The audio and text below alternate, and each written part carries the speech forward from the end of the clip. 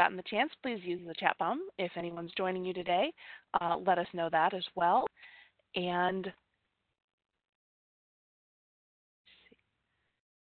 okay, now I'm not getting the slides to advance.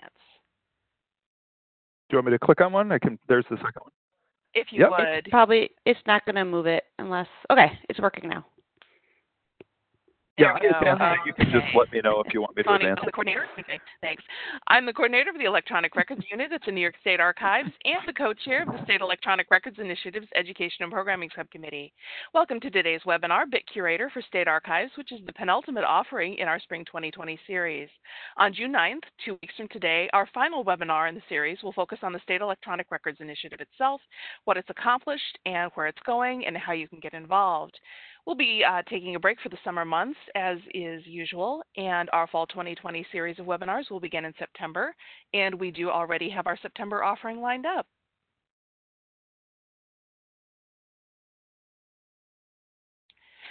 Given that some were working at home, as many of us still are, I'd just like to take this opportunity to call your attention to a couple of online resources that SERI has developed. Managing digital content over time is a modular training resource that focuses on the basics of identifying, selecting, acquiring, storing, and preserving, managing, and providing access to electronic records of enduring value. Based on the Library of Congress's digital preservation outreach and education curriculum and expanded to address the specific needs and concerns of state government archivists, managing digital content over time is an excellent introductory or refresher course. Our friends at the Utah State Archives are currently hosting this resource for us, and you'll find the URL in the slide deck when it's posted to the COSA site. If you're filled with a burning need to access this resource right away, the link is also embedded in the slide deck for last month's SERI webinar, which has already been posted on COSA's website. Our FAQs on BitRot video explains what BitRot is and how to reduce the risks that will affect your records. It's 10 minutes long. It's non-technical, and it's suitable for records creators as well as archivists and records managers. It's available on COSA's YouTube channel, or you can just Google FAQs on BitRot, and for most people, it will be the first hit that comes up. And for a preview of upcoming attractions, we're currently working on a 12-part series of practical digital preservation videos. The first 2 videos have been completed and will be posted online as soon as the people who can post them are able to return to their offices and access the necessary software. And we've got a crew of people working behind the scenes to develop the next videos in the series, so stay tuned. And now let's get down to business. Today is Cal Lee, professor at the School of Information and Library Science at the University of North Carolina, Chapel Hill. Cal teaches courses and workshops in archives and records management, understanding information technology for managing digital collections, and digital forensics. His primary research focus is the long-term curation of digital collections. Cal has served as principal investigator and co-principal investigator of numerous digital curation projects. He is a fellow of the Society of American Archivists and serves as editor of the American Archivist.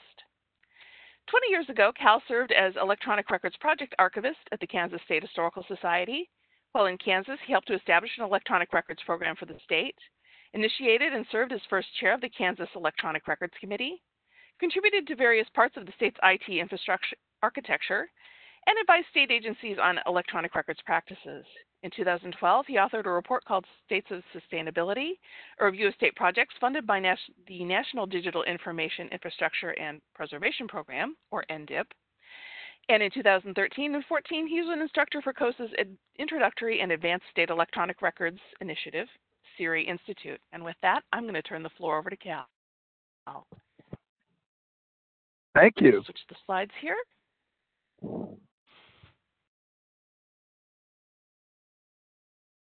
Terrific. Okay, just waiting for the handover. Yeah. And just because I didn't type into the chat, I'm Cal, and I am joining alone from home today as well. Okay, Cal, do you have the slides now? I think you should. I do, I think. Let's see. Yep. Okay, terrific. Yes, thank you very much, everyone, for joining.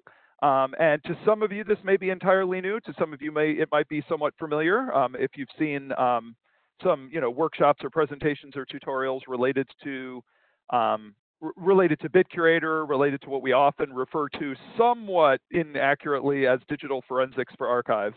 And so I'll be kind of running through a few of those things, and this is really within also the context of a project called BitCurator EDU, where we're trying to do more outreach and engagement around education, both graduate level education in universities and also continuing education.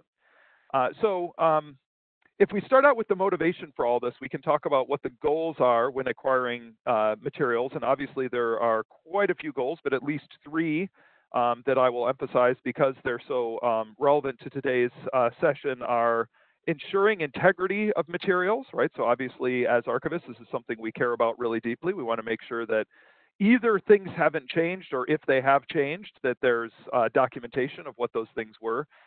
In terms of, provenance, original order, chain of custody, allowing users to make sense of materials and understand their context. Again, arguably, this is a huge goal of archivists to make sure that we don't just have these, records in isolation, but they're related to their larger documentary context, whether it's other related documents, whether it's why and how they were created, whether it's part of a larger record-keeping system that they've been embedded in.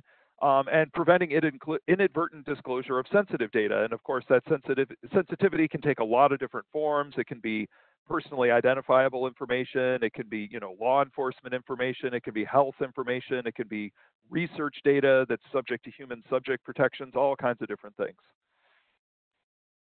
And hopefully, a session composed of archivists would agree with me that these are some important principles. Provenance, original order, and chain of custody, right? So we want to make sure that we can reflect where the records have come from, not only in terms of physically where they were created and who's responsible for them, but also what are the activities and functions that were the, the origin of the records themselves. Original order, reflecting how they were arranged, how they were related to each other. And also chain of custody in terms of the set of steps that the records have gone through. And as I was saying before, I think particularly with a digital environment, it's not just whether something has changed, but also documenting whether things have changed, right? So authenticity of electronic records, for example, doesn't always mean retaining the original bit stream exactly so that you can have a checksum of it, but having information that shows what events and actions have been taken. But what about all these kinds of materials, right? What if the materials that are within archival collections are on removable media, are either removable in the sense of this picture at the top that's an internal hard drive that's been pulled out of a machine, or it's something that was intended to be removable media like, floppy disk, flash drives, optical media, whatever they might be.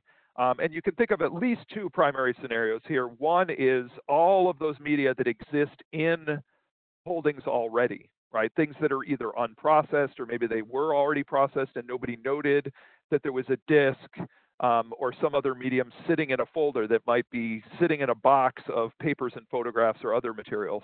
And the other is when things are coming in this form, right? That a lot of things are very likely transferred over a network, but other things might come to the archive in the physical form of media as well. There are these various levels of representation that become really important when thinking about electronic records. This is something that's kind of infused in all of the teaching that I do, whether it's continuing education or things at the University of North Carolina, where I'm on the faculty, is that when we're thinking about digital materials, one of the fundamental differences, I mean, we have all these things that are related to, just volume and, access in terms of networked resources and things that are also an issue. But these levels of representation are what differentiate digital materials in the sense that you can't simply look at an object, no matter how closely you look at it, and really interpret it at all these different levels of representation. You need different methods and you need different tools.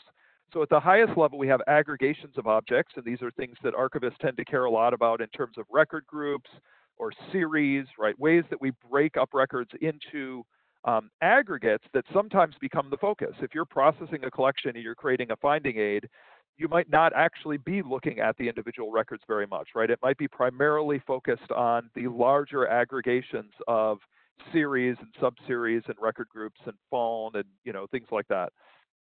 An object or a package is then a set of multiple files that can be treated as an entity that somebody cares about.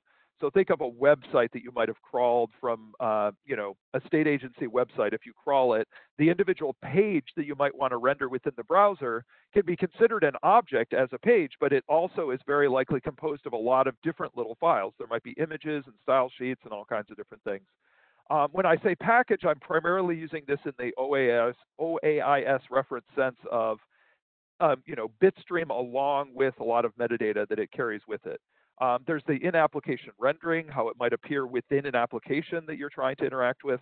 The files through the file system. This is a level that's a primary focus, not the exclusive focus, but certainly a very important one of the digital forensics field, because they're often concerned with not just the files that come off of the medium, but the associated contextual information. What is the timestamp? Are there other associated system files, like if you pulled it off of a Macintosh drive, a drive that was formatted and used by a Macintosh computer, for example, it can have resource forks and all these things that are kind of hidden information that's in the file system. So if you were to download these slides from a website, you would not get the file system information from my machine.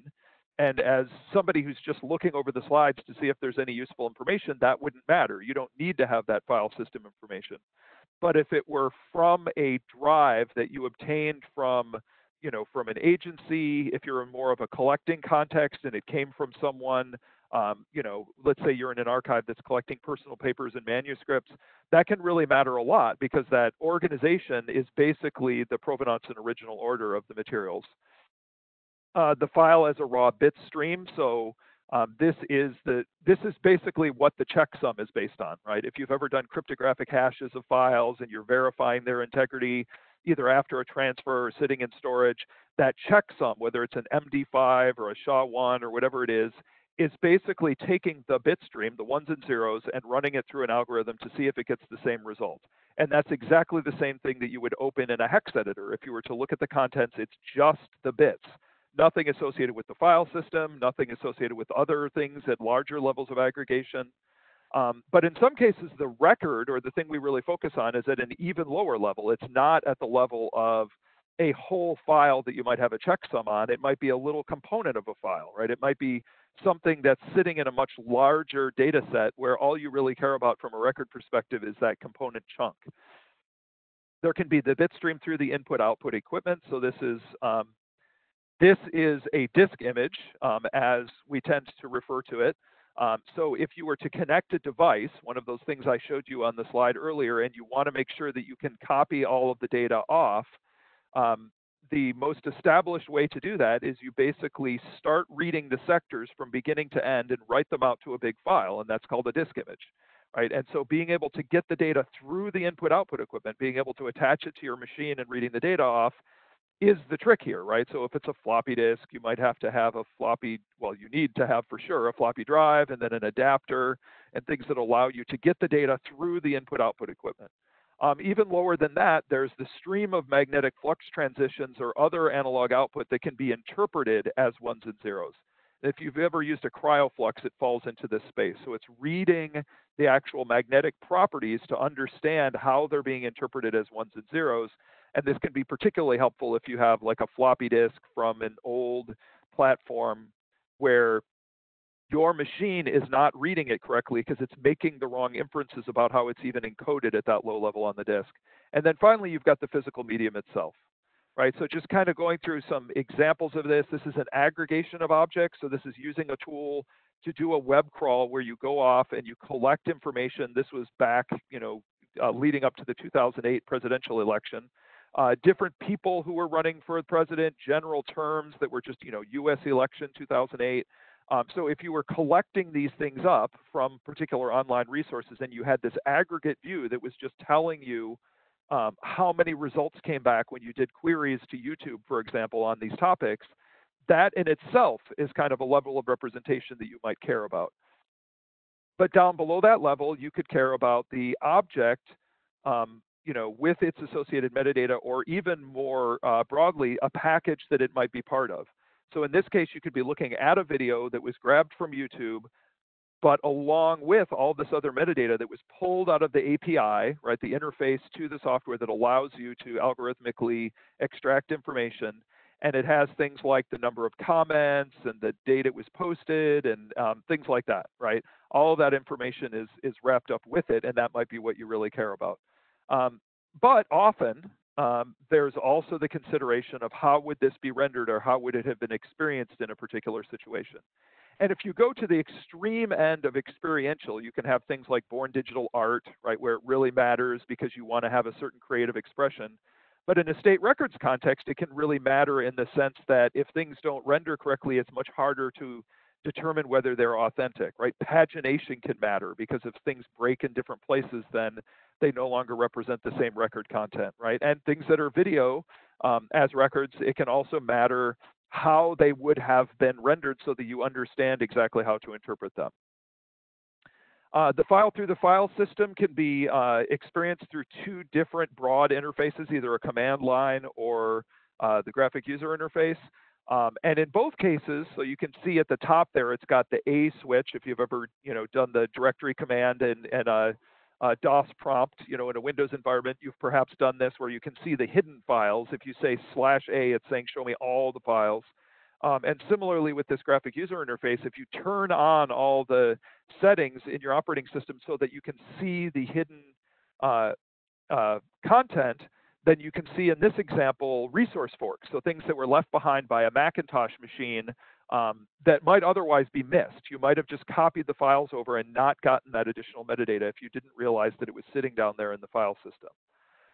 This is the raw bit stream as opened in a hex editor. So in the hex editor, you basically see these units, right? This 0005, each of those is 2 nibbles. 2 nibbles makes a byte. And it's 256 possible values, which is how big a byte is, right? 8 bits.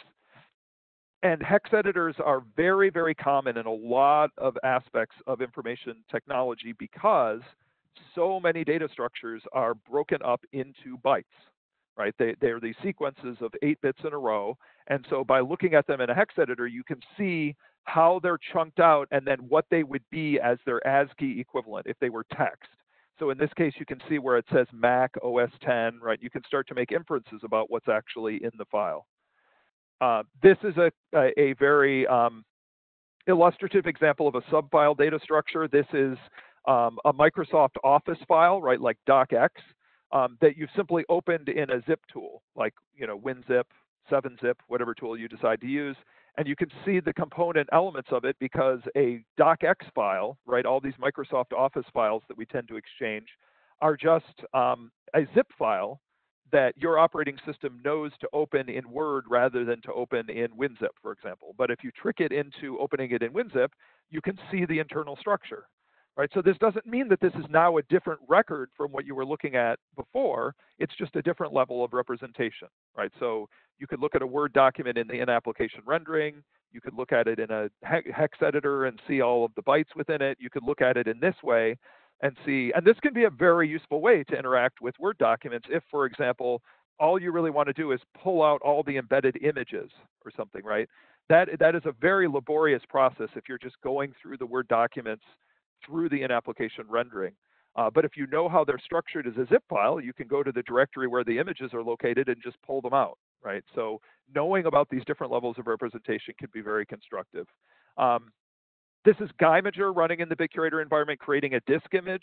So again, a disk image is going sector by sector through the disk and pulling out all of the underlying data, including system files, things that might be remnant data left behind by deleted files. All kinds of things can be recovered in this particular way of accessing the information.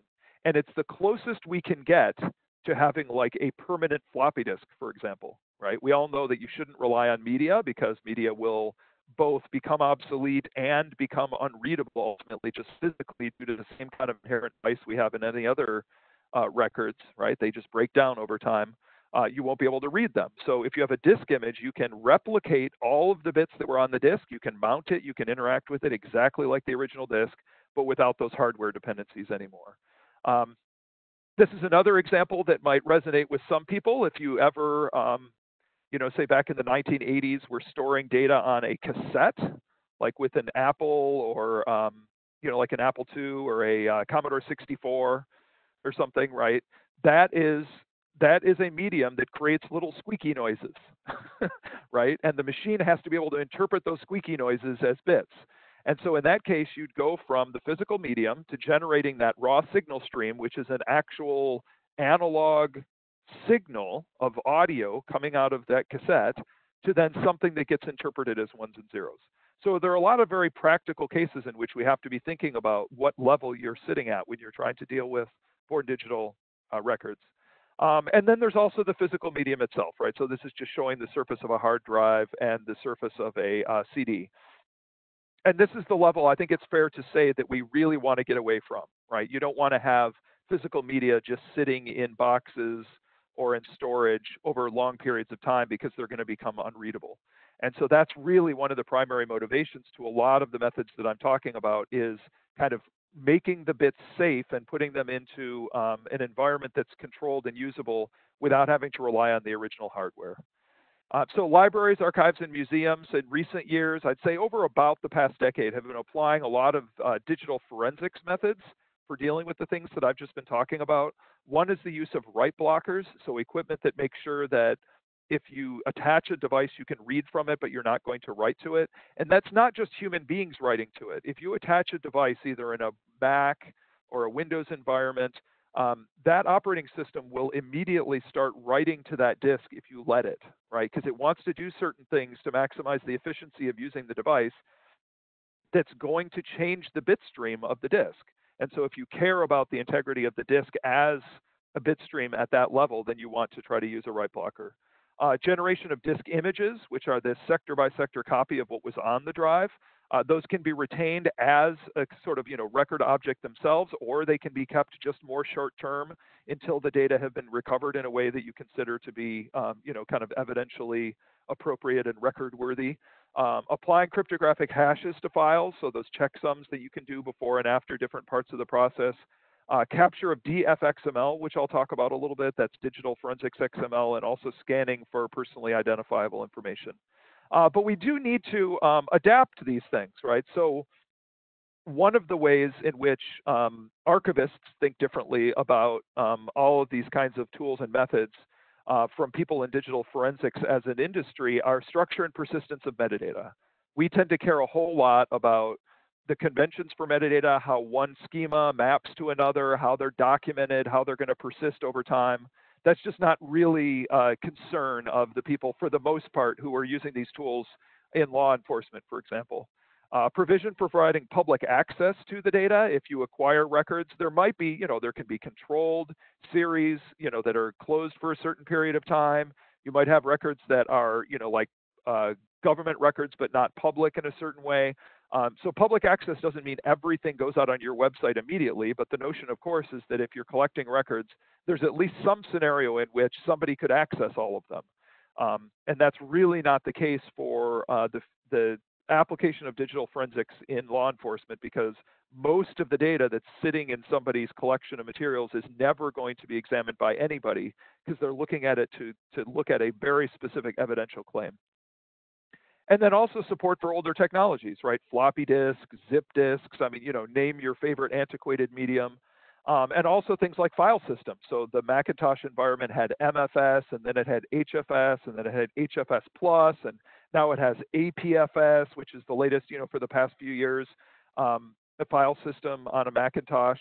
And so if you need to support those older technologies, that's something that this industry itself is generally not going to be very helpful with, right? Because it's not a priority. We've had some reports that came out of the BitCurator work. This is a report called From Bitstreams to Heritage. This is available online if you want to read about kind of some of these implications. We also created a report called From Code to Community that was more about the community engagement related to the software.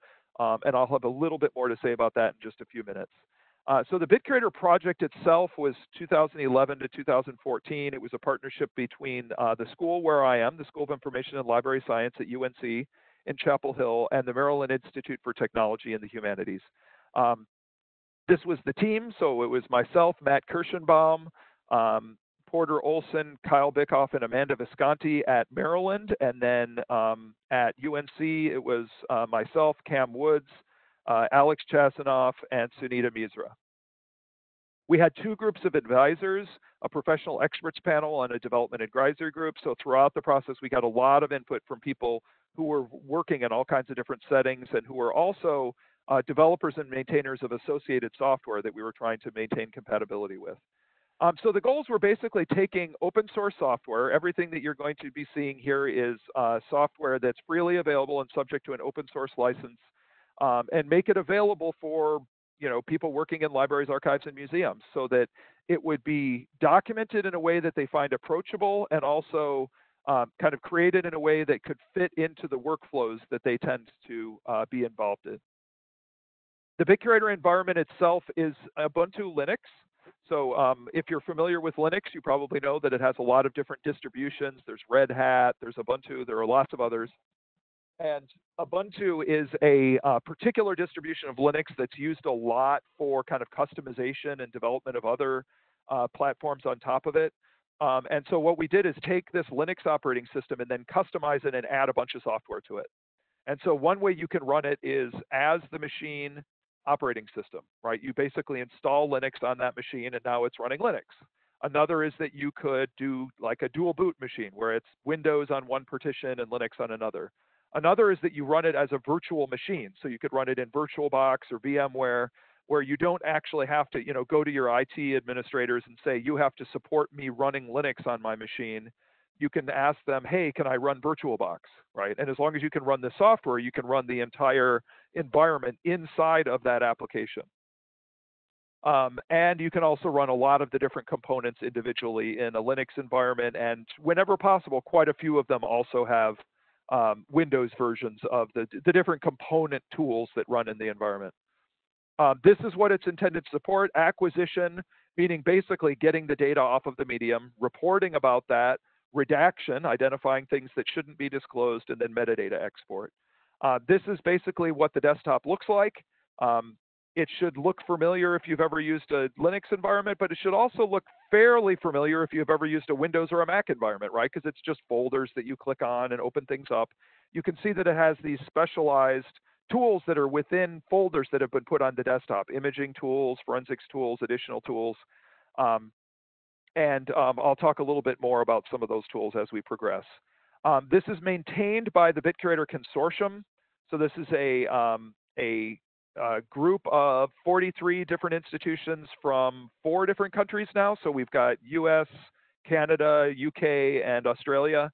And the first question somebody should always ask with an open source project that comes out of an academic grant, right? We got a grant to develop the software, is what's going to happen with the software over time. And so early on in these activities, we developed this consortium that maintains the software. The software and the documentation are free and can get picked up and used by anybody, but there's this community that basically maintains the software, that engages in education around it. We have an annual event, the user forum, which will be in Arizona in October. If it's not in Arizona, then it'll be fully online. The plans right now are still for it to be in Arizona. So there's a lot of ways to engage with this group. If your institution joins, then there are all these additional benefits. There's a help desk and various educational offerings that are specifically for members, but the general community is out there for anybody to participate in. So here's the website of the consortium. You can just go to bitcuratorconsortium.org and find out about kind of the member institutions. Let's look at some specific curation actions and processes. One of them, as I had mentioned briefly, is, and I should say, I'm going to touch on these very, very briefly, just as background to use of the BitCurator environment. There are entire class sequences. There's a 3-day series, for example, through SAA's DAS curriculum that goes into all of these things in much more detail. But the idea of write blocking is basically making sure that you don't write to the medium. You can have a dedicated write blocker. You can have write blocking tabs or settings on the devices themselves, and then you can use software to support this as well. So this is what the hardware looks like. You can have these Tableau or WeBTech write blockers that are self-standing. There's the Ultra Bay, which is built into the Fred. That's one of these machines that you can use to do this forensic work. Many archives have these Fred devices. Many do this work, on a daily basis without a device like this, by just putting together different hardware that makes the most sense in their environment. But one of the things worth noting about this Fred, which is a forensic workstation, is that whole top part there that's in the red circle is the write blocking. It makes sure that you can't write to the device. You can also see this with certain media, the 5 1/4 inch floppy You've got the little notch, right? If light can get through, it's not write protected, so people can, either add or remove the little like bit of tape basically over the notch. The 3.5-inch floppies, the stiffer, later 3.5-inch ones, if light can get through, it is write protected, so you can slide that thing up and down. In the BitCurator environment itself, you can change the policy so that when you attach a device to the environment, it will either be read-write or read-only. So that's just one more kind of belt and suspenders mechanism to try to make sure that you don't accidentally write to something. One of the activities that's supported very much by this environment is creation of disk images and then processing of disk images. There are a lot of things you can do with the tools, even if you're just copying a directory of files over, but the presumption is that you should be able to, if you want to, start from creating an entire image of the disk and then have a workflow that builds from there. So the disk image, as a reminder, is an exact copy of all the sectors that are on the disk. And this is what the Geimager acquisition interface looks like.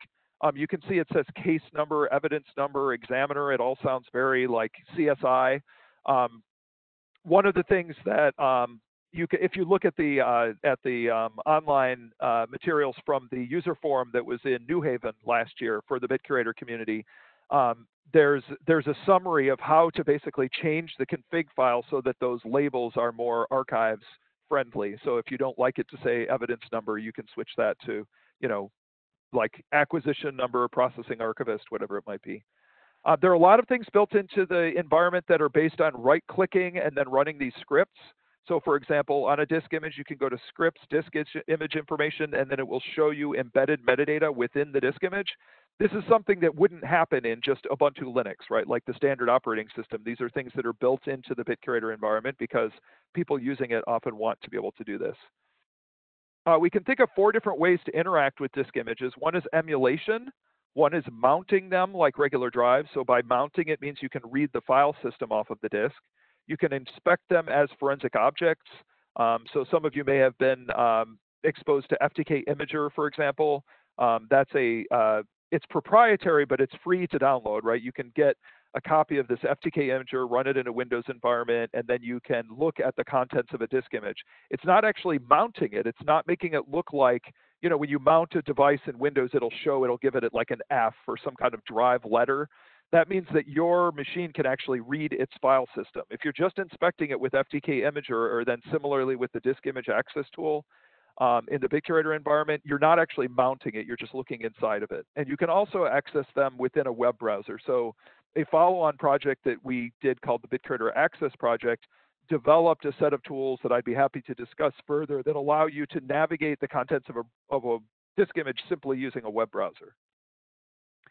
This is showing emulation as a service, where the idea is that you could bring up something to encounter the record directly through emulation, or you could bring it up in emulation because there's a tool that you want to use for conversion that only runs on an obsolete platform, right? So you could basically emulate, say, a System 7 or something from like an Apple Macintosh environment, and then run that tool to convert it to something else that you can read directly.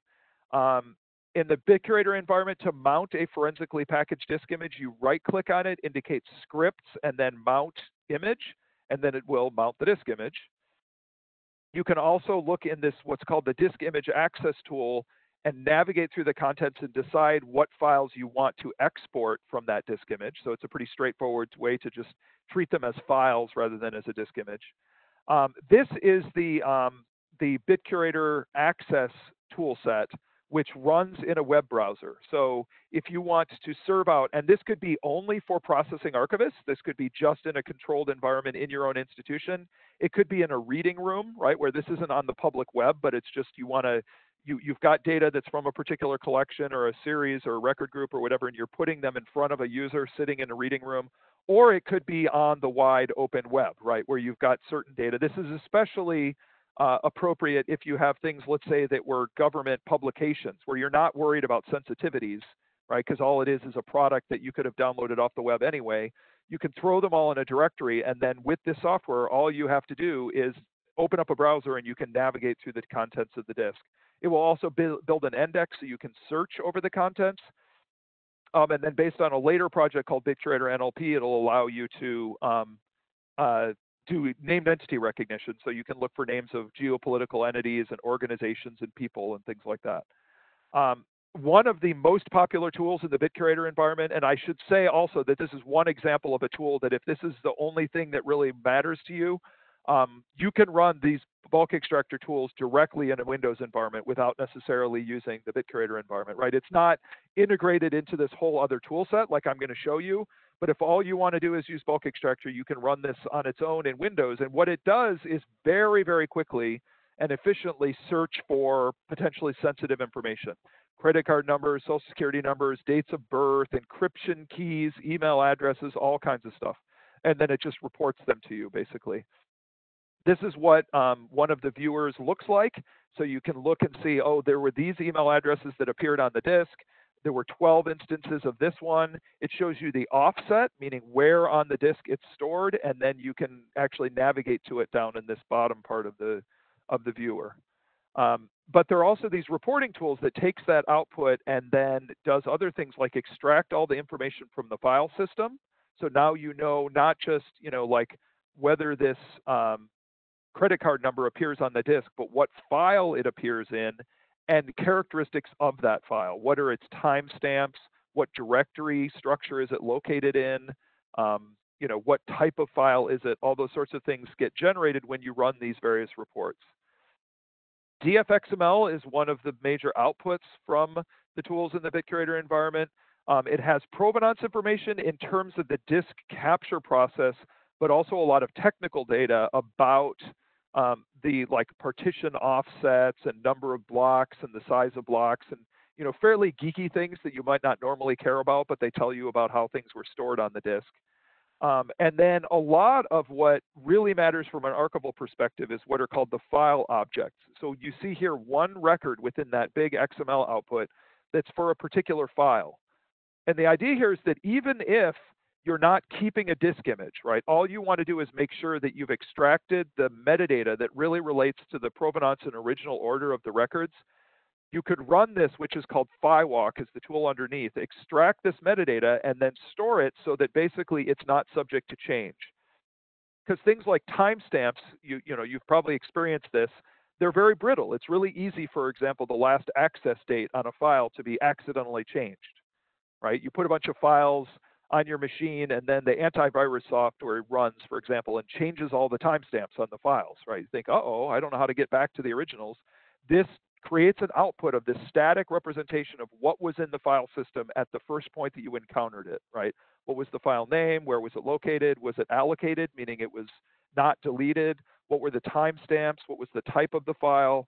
The byte runs indicate where it was stored actually on the disk, right? So this is all output that comes out in XML, but it can also be written in other forms. For example, if you wanted to write it into a database. This is the schema if you're interested in finding out more about DFXML. It also generates premise metadata. So premise being the digital preservation metadata standard that has information about, agents and objects and events. The events can be things like, I ran a virus scan, or I created a disk image, or I scanned for PII, or whatever it might be. Those things then, so for example, feature stream analysis basically means scanning for sensitive information. That stuff is then embedded in this metadata that also gets exported when you run these tools. And this is what a lot of the various specialized BitCurator reports look like. Histograms of the different file types that appeared, summaries of the kind of sensitive information that bulk extractors seem to find. And there's a lot of other functionality that's been incorporated into the environment to meet different user needs. And I'm happy during Q&A or in follow-up with anybody to further discuss what some of these tools do and the purposes that they've been put to, but things from like deduplicating files to dealing with PST files from email and all of these sorts of things. So you can read more about these in the documentation. So I wanted to emphasize a little bit about how these things are incorporated into library archives and museum workflows. And I'm sorry for the line through there. That was not an intended strike through of Marty's master's paper. Marty Gegenbach, some of you may know, he worked for a short period after I did, actually at the Kansas Historical Society. He now works for the Gates Foundation Archive, but he did a study when he was at our school on how different institutions were incorporating what we were calling digital forensics workflows. And so if you follow this link and kind of go to his master's paper, you can see how he broke down all of those different workflows. The AIMS project, many of you probably are familiar with from 2012, had a report with some workflows. Kari Smith and Nancy McGovern and others at MIT have done some really excellent work on in their digital sustainability lab on workflows. There are workflows from the BitCurator consortium website. There's also a project that we engaged in called OSS ArcFlow, where we broke down the workflows and kind of graphically represented them. So I do not by any means recommend that you rely on this slide because it's very fuzzy and ugly. It's here as a placeholder to encourage you to go check out Marty's paper where he breaks these down in more detail. But this is kind of what the workflows look like that he documented from the different institutions. This is from the AIMS work group white paper. This is the University of Hull's workflow. This is, as I was saying, from MIT, the kind of workflows that they have broken down. The BitCurator consortium website has a number of workflows that you can look at. A couple of them are behind a password and you have to be a member in order to look at based on what permissions people were able to get from their supervisors to share them. But most of them you can just check out without being a consortium member. And then this OSS ArcFlow project that I talked about, partnership between Educopia, Artifactual, and UNC SILS, was an effort to look at how different institutions were using combinations of archive space, Archive-O-Matica, and the BitCurator environment. And then what we did is basically look through their workflows and then break them down. If you go download them, you'll see that there are these PDF files that you have to really scroll way far left and right. You know, because a lot of them have a lot of detail, but the top shows you what tool is being used at that stage. The bottom shows you what individuals are engaged in that work at that stage, and you can kind of see how people are incorporating some of these things. So for further information, the primary place to go is bitcurator.github.io. That's where you can download the software. There's something called the Quick Start Guide, which is a really you know, fairly explicit way to start out. How do you download the software? How do you install it? How do you perform all the tasks? It shows, you know, screenshots of the tool and a textual explanation for how to do them. This is also where you can find pointers out to the BitCurator consortium and also the user group. So if you want to either join or just lurk on, there's a Google group, which is the BitCurator users list. And that's open to anybody who wants to go check it out. That's not consortium specific. And then, of course, there are also all kinds of activities and discussions that are happening within the BitCurator consortium. So I'm happy to answer any questions that anyone might have about, you know, either just kind of how these things might be applied, what the future functionality of any of the software is. We should have plenty of time if there are any questions that anyone has. And if you do have any questions, please enter them into the chat box at the right of your screen. Sorry, yeah, I'm sorry. And I just did want to point out that this is the Quick Start Guide, right, which you can get from the website that I was talking about from GitHub. And it's there in GitHub because you can get the source code, right? Like it's open source software, so you could download the source code if you want. But we presume the majority of people using this software are not compiling it from code, right? You're going to either run it directly on a machine as the operating system or use it in a virtual machine. And I can advance to the evaluation slide when you want me to, but I assume I'll just leave it sitting here for now. Are there, so what questions does anyone have? Comments? While we're waiting for questions and comments to come in, I just wanted to let folks know, for the folks who are interested in seeing how BitCurator has been integrated into a state archives processing workflow, the Vermont State Archives and Records Administration staff did a presentation at the 2019 Best Practices Exchange, and their slides are up on the BPE site. Yeah, thank you very much for pointing that out. That's a really great, and I will say that it's something that might be off-putting. Okay, yeah, I see the question about the Fred. I'll answer that in just a second. I was just going to point out that if you go to the BitCurator Consortium website, it might be off-putting from a state archives perspective because so many of the institutions that have actually paid in to be members of that consortium are large research universities, right? A lot of them like Harvard, Princeton, Yale, There are others, Library of Congress, British Library, other groups like that.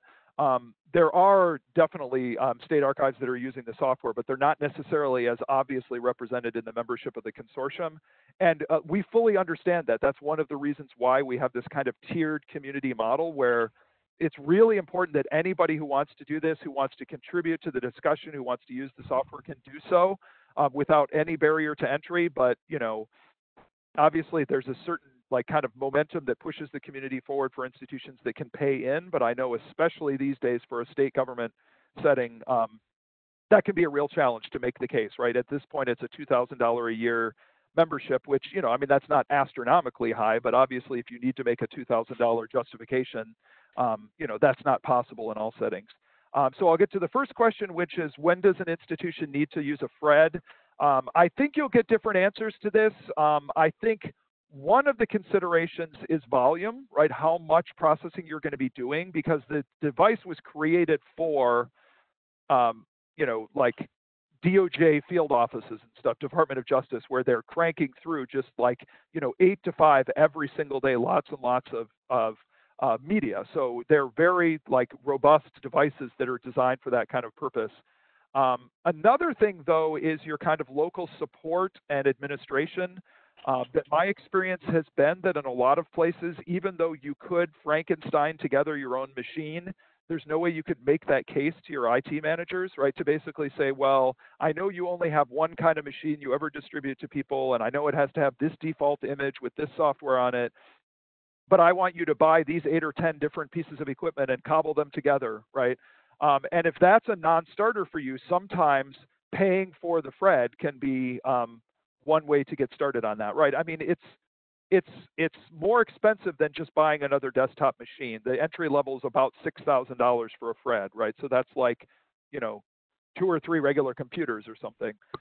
So I think they're technical answers to it in terms of, how much of this work are you going to be doing, but they're institutional answers about, is it easier for you to make the case to just go off and buy a machine from a known vendor that has its own support rather than having to put it all together yourself, right? Yeah, I say Mark has this answer about a Texas having a FRED. So anyway, I won't read his text aloud because everybody can read that. But yeah, and so I will say also that, if you're in a situation where you want to be using a combination of proprietary and open source tools, the FREDs will come pre-installed if you pay for it, because the licenses are expensive, but pre-installed with, for example, NCase or FTK. But you can also ask them to distribute it to with multiple partitions, where one of the partitions already has the BitCurator environment running on it, right? So these things aren't mutually exclusive, right? And thank you for making that offer, Mark, because I was going to say that that's one of the best answers that I can give is, ask your colleagues, because obviously you can find out from people's experience. Also we share, I know there's documentation making the case for a FRED, right? Like when we purchased one, we used some documentation that Michael Olson from Stanford shared with us that was making the case for why this particular sole source device was an important thing to buy, right? So, sorry, let's see, talk more about how NLP, yeah, so natural language processing, if you're not familiar with it, is that is the idea that rather than just treating the text all as just like strings, right? Like you might search for a term, you actually want it to be able to, so NLP does translation and auto summarization, and all those things kind of fall into the NLP category. So the primary way in which that environment that I was showing you uses NLP is through named entity recognition. Basically, it uses an existing model, and it just, which has been built up from analyzing a lot of different texts. And there's a tool called SPACY that does this named entity recognition. So basically, you don't need to do any training on it. You just throw your files into it, and then it identifies names of people, organizations, places, numbers. You can look in the SPACY documentation to see what those things are. The accuracy is, if you look at F-scores, if you're familiar with that, is generally around 86%. It's not going to be accurate enough to be 100% certain you've identified every name of a person, for example.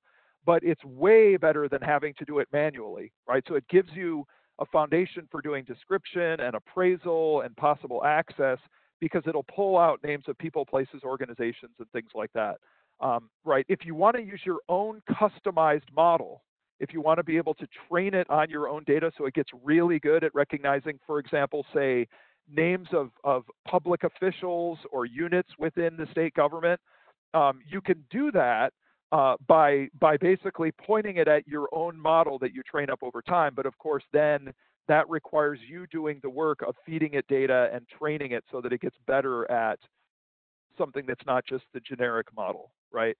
The question about what are the limitations of using a VM versus running it as Linux on your machine itself.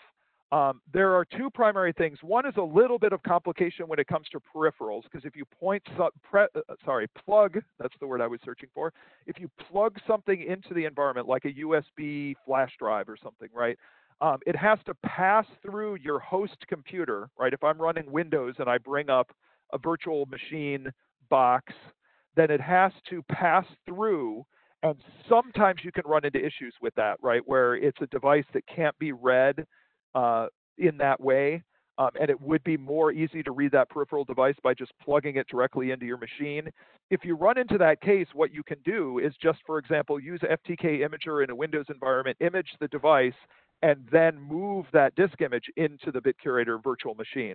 But the second primary thing is performance.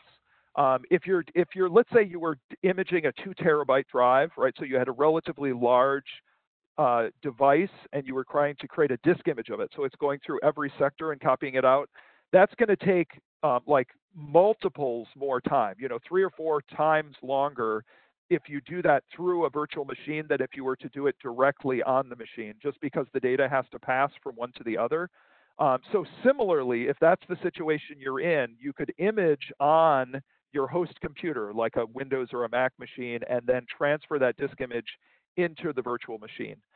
So like from a technical perspective, it's always better to run Linux directly on your machine. But from an administrative perspective, I realize that often you can't really make the case for it. If you're dealing with really small disks, like it's just floppy disks, the performance hit that you have is probably not worth worrying about. A few seconds more isn't going to make a big difference.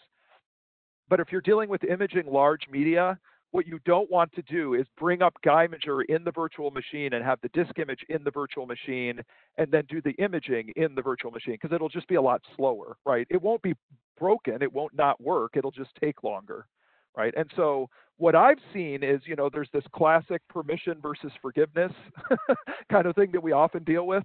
One of the nice things about starting out with the virtual machine is that basically you can play around with it, build it into your workflows, figure out how it would be useful to you, and then make the case to those who have to support it within your agency, within, kind of the IT services within the state, whoever it might be, to say, look, this is built into my workflows, and it would be much better if I could run it as a Linux box, rather than starting out from the very beginning, calling them up and going, hey, I just heard about this new thing. Can you set up a whole Linux machine for me? Right? Because they might not be willing to do that. And part of it could be, well, how can you make the case that this is actually worth us now trying to support some completely different kind of machine, right? So I've seen that trajectory in many, many places where they start out with a VM. They get used to using it, and then they figure out whether it's feasible to make the case to their institution to basically set up a Linux box to do it, right? And I realize in some environments, they're just so averse to having Linux environments that you might just end up always running it as a virtual machine, right? And I'm sorry, so were there any follow-up questions about those ones or anything else that people were interested in knowing about? I hope that answered the questions that people were posing.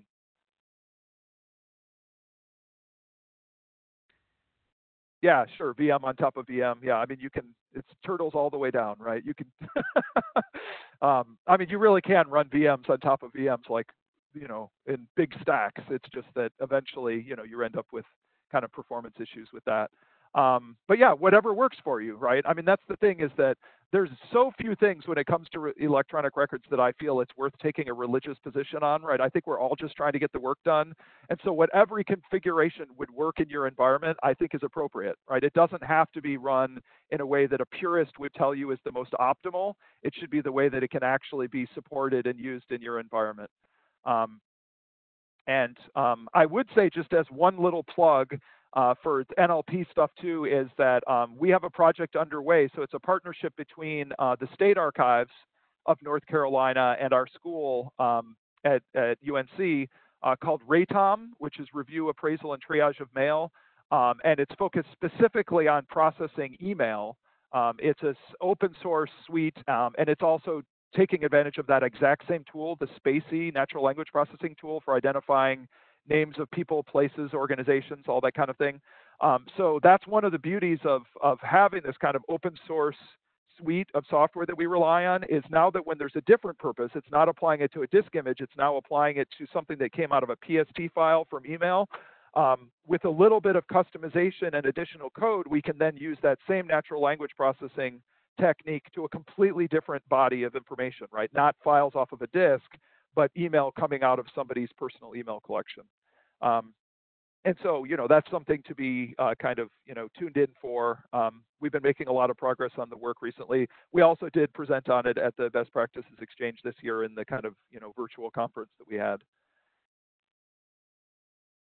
Okay, so I realize we're getting close to the end of the hour. I just wanted to say that I encourage people again to check out the Quick Start Guide, to look at the user list, to look at the documentation that's from the consortium. I would be tickled if you convinced your institution to join the consortium, because obviously the consortium needs membership dues over time. But I also completely understand if you're in a situation, as most state archives are, in which you want to be part of the community and use the software, but you're not really in a position to pay membership to the consortium. There's still a lot of this community engagement that you can get involved with. And it's now been around long enough that there's a lot of experience, like Mark was sharing, right? And others can share about their experience in using this technology. What has worked, what did they think was going to work but wasn't actually helpful, right? I think relying on others in the profession who've been experimenting with some of these things can be just as valuable, and in many cases much more valuable than the documentation.